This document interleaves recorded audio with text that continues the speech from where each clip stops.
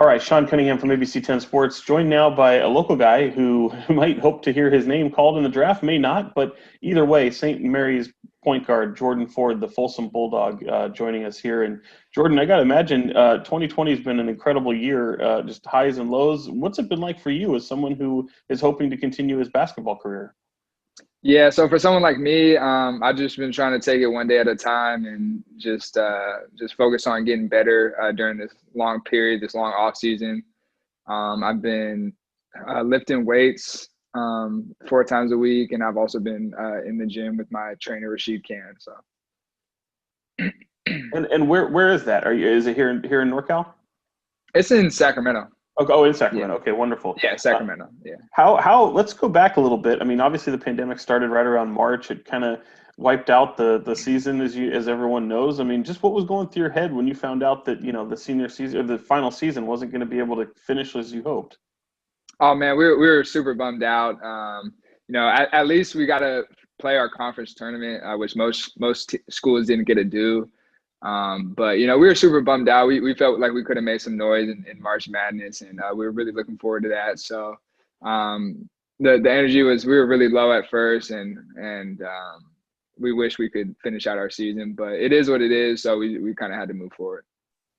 I mean, I know it's tough to predict, I guess. But I mean, if you looked at the way you guys were playing, was there anything you guys felt you couldn't accomplish? What would have been a realistic finish for you guys? Oh man, I definitely think we could have made a real run, like a Sweet 16, or hopefully if we played really well and we were really clicking like Elite Eight, and we would have pushed to try and win a championship, of course, just like every team would. But I definitely think we could have definitely made a Sweet 16 run for sure. How much did you enjoy just kind of the attention that the Gaels were getting, and it was largely in part for the work you were doing on the court? Oh yeah, no, it was really good attention for us, and it was a whole team thing. So everybody was kind of clicking that season. We had returned a lot of players from the year before, so we had a lot of experience. So we just took that and ran with it. What was maybe the most satisfying moment of this past season for you? This past season, I would say I can't choose just one moment, but just being able to go out there every night and play with some of your best friends. It's just a great feeling, and win a lot of games. So that always helps too, to make it more fun. But yeah, that was definitely the best part. It was fun for me locally here, being in Sacramento, being able to cover you in high school, and then see you kind of make that jump to the St. Mary's and play for a coach like Randy Bennett, who personally I have a lot of respect for, and I know he means the world to you. And just hearing some of the things that he was saying about you, just how much did he help your growth to make it from that, that high school kid to this college professional? Yeah, so he definitely helped me, especially on the defensive end. He always preached to me that I had to get better on the defensive end, and we worked on that a lot my freshman year, and by my sophomore year, I feel like I was a lot better on the defensive end. And he just made sure that I brought it every night, and whether it was in practice or in games, and of course also like little tips that he would give me as well. So I absolutely love playing for Coach Bennett. That's great, and I think to me it was a thrill to be able to see you take the court here in Sacramento as a member of the Gaels at Golden One Center and catch up to you there. Where did just that kind of rank among just kind of the coolest moments for you in college? Oh man, that was up there for sure. Just to be able to come back home and play in front of some hometown people that wanted to come out at our home arena. So it was definitely up there for me in my top moments. So I'm so happy that Coach Bennett was able to schedule that, and I also got to play against my one of my best friends, Noah Blackwell, too, who's also from Sacramento. So I think it worked out really well. It's so funny being here in Sacramento. Every time I hear your name or his name, I immediately hear the other person. Like, you guys are for some reason connected all the time. You guys had a lot of battles when he was at Wood Creek. I mean, how fun is that little rivalry and friendship for you guys? It's really fun. It started when I was in third grade. We played on the same AAU team, and we've been really good friends since then, like basketball training partners, stuff like that. So we still work out to this day. Like, I'll see him tomorrow at the gym. So it's just been really fun. So it was good to match up in college, because I know we both wanted to do that. I mean, would you guys, going that far back in your childhood, I mean, were you always squaring off against each other? What was the question? One more time. Just going back as long as you've known Noah, were you guys always Yeah. competing against each other, even though you were on the same AAU team? Were they always saying, okay, Noah, Jordan, go? Oh yeah, kind of like I know one year we both played for my dad for this AAU team, and we kind of just shared like the 1-2, and it was a lot of fun. I wish I could have played with them a little more. So like maybe in high school or something, that would have been a really good 1-2 punch. So it's always fun playing with them and playing against them as well. Yeah, that's tremendous. And here we are. I know I mentioned, you want to continue your basketball future, and tomorrow's the NBA draft. And whether or not you hear your name called, sometimes it's almost better if you don't. For people who are kind of in that, in that range, there's been so many guys that have come up through the G League, undrafted free agents, and we were looking at the Miami Heat and just what they were able to accomplish this year. And they're full of players like that. How do you approach tomorrow's draft? I mean, I know it'd probably be a thrill to hear your name called, but just what are you thinking? Oh, definitely. It'll definitely be a thrill to hear my name called. But I know if I don't get drafted, it's not the end of the road for me to, try and make it in the NBA. So if I get drafted, it's great. But if I don't, then it's an opportunity for me to pick my own situation of where I want to be with the teams that want me. And I don't know. I mean, for people who don't know, I mean, around this time is usually when you're going from city to city and working out with different teams. But because of the pandemic, everyone's kind of on lockdown. Have you had any workouts? Have you had interactions with teams? I didn't go anywhere for any workouts, but we did do like a virtual workout for some of the guys that are kind of on the brink of getting drafted, maybe not. So we were able to do that. And basically the NBA gave us about 8 drills that we were able to complete. And it was just a bunch of shooting drills, like spot up drills, like one dribble pull-ups, mid-range, stuff like that. So we completed that. And then after that, they allowed us to do a pro day where my trainer just put me through a workout that kind of just highlighted my skills. Awesome. I mean, was it awkward a little bit? No. It actually worked out really well. It actually worked out really well. It was this cool app that kind of like tracked your shots. It tracks your shot arc, all that stuff. So it was actually really cool. And then here we are on Zoom. I mean, this is kind of the way to communicate with folks these days. How many of these do you do? I mean, what are teams kind of looking to know about you? Yeah. They just kind of want to get to know more about you, like on and off the court.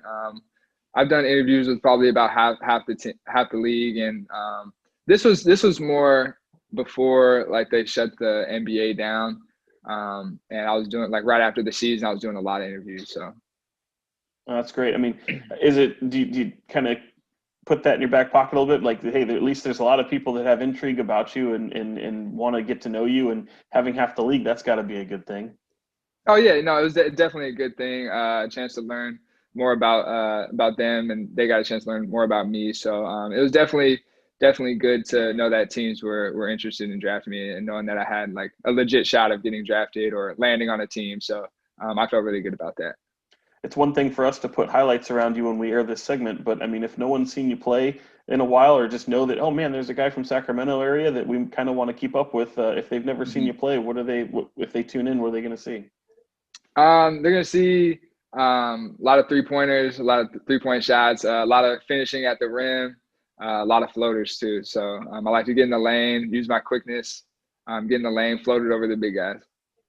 Your handle has always been something that has just stood out to me, and I know I've heard people talk about Steph Curry and the way he's improved his handle when he came in from the league and from Davidson, and here you are, and everyone says, "Oh, he's like Steph Curry," and I always wonder, is it because he's where Steph Curry is now at the handle, or is it because he has to get better? And they always say, "No, he's right there." I mean, where does that kind of come from?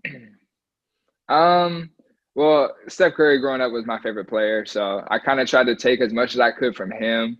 And kind of put it into my game with like the high off the glass finishing, the ball handling, the way he's, unselfish on the court too. So I tried to take as much as I could from him. And I think I was able to duplicate some of the things. And of course, he does it a little better, but I'm still working on it.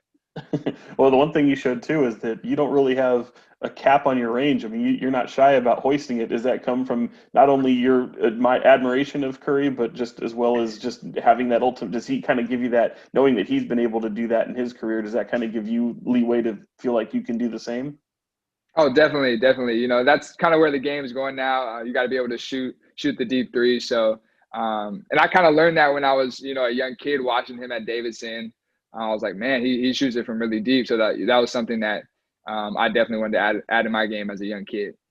And obviously, when you go through a draft process, there's everyone talks about your strength, but then also weaknesses. What for you is the biggest area of improvement for yourself? I would say I would have to improve on just getting stronger and getting used to the speed of the game. Once I get to the NBA level, just a quick adjustment there. And but yeah, just keep getting stronger. And I know it's going to be a lot more physical once I get to that next level. So that's definitely something I'm going to keep working on as my career goes along. I asked this question sort of already, but I wanted to ask it in a different way. Just in the event you do hear your name called tomorrow, and obviously it's not the end all be all, but if a team, is announced as Jordan Ford from St. Mary's, just what would that moment mean to you?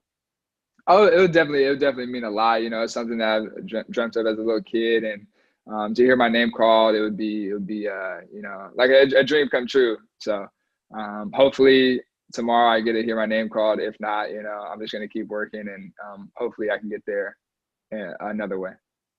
And you mentioned it being kind of a childhood dream. I'm curious Mhm. when you were in high school, Mhm. when was it the moment you're like, man, this could be actually a reality. I could actually do this. I'll definitely say I've kind of always believed that I could make it to that level, but I would say once I was like a sophomore in high school, I kind of realized that I really think there's a really good chance that I could be competing at the highest level. So I just knew that I just had to keep working and let the work speak for itself. That's awesome. And as I kind of wrap up here, Mhm. one of the things I wanted to point out that blew me away all season was just your efficiency and where you ranked, and to finish in the top five of efficient players in Division One. How much do you kind of hang your hat on that statistic more than most? I definitely hang my hat on that. Being a smaller player, you kind of got to be really efficient if you want teams to kind of take a look at you. So that's definitely something I hang my hat on, and that comes through training. So every time I shoot a shot, I want it to go in, and I think it should go in. So that's kind of where my mindset is on efficiency. Yeah, and what we've talked about, like you said, if the name doesn't happen tomorrow, there's other paths to get to an NBA team. Your Mhm. preference though would be NBA over overseas, G League possibly overseas, or how's kind of the ranking for you? Yeah, I'll definitely try and work my way up to the NBA first, probably for my first couple years in my career, and then if I'm not able to get in, a few years down the line, then I'll probably take a different route. Gotcha. Well, it'd be great. I mean, it is also awesome to see, so many G League teams around, especially in the Stockton Hmm. area. Who knows if that ends up being a destination for you, but we're wishing you all the Hmm. best, Jordan. Can't thank you enough for joining me, and best of luck tomorrow. I'm really excited for what the future holds for you. Cool. Thank you so much. I appreciate you having me on. Yeah, you got it, Jordan. Thanks so much. Take care, man. Cool.